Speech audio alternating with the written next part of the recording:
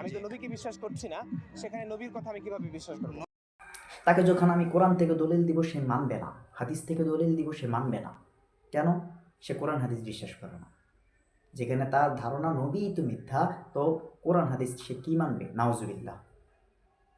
তো তাকে আমি যদি বলি আয়, তুই বলছস কোরআন হাদিস মানবি না, তো তোর ইতিহাস থেকে দেখাই, যুক্তির আকারে দেখাই যে বেটা, ইহুদি ধর্মের মাইকেল এইচ হার্ট তার বিখ্যাত গ্রন্থে 100 মনীষীর জীবনী লিখতে গিয়ে 1 নম্বরে যে মনীষীকে রাখছে তিনি হচ্ছেন হজরত মোহাম্মদ মুস্তফা সাল্লাল্লাহু আলাইহি ওয়াসাল্লাম।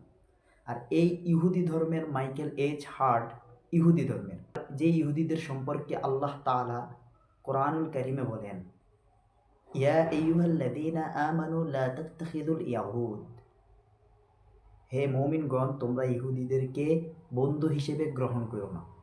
সেই ইহুদি আমার নবী মুহাম্মদ সাল্লাল্লাহু আলাইহি ওয়াসাল্লামের জীবনী লিখেছেন। ওই জীবনীর একটা অধ্যায় তিনি উল্লেখ করতে গিয়ে বলেন, 40 বছর যাবৎ আরব দেশের কাফেররা নবী মুহাম্মদ সাল্লাল্লাহু আলাইহি ওয়াসাল্লামকে আল আমিন বলে ডাকত।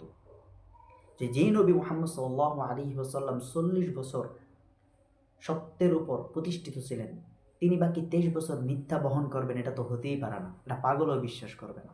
কাউকে যদি বিভ্রান্তিকর প্রশ্ন করা হয়, আপনারা বিভ্রান্তির মধ্যে পড়বেন না, কারণ এরা ইহুদি খ্রিস্টানদের থেকে টাকা টাকা নেয়, তারপরে মুসলমানদের ঈমান হরণ করার চেষ্টা করে।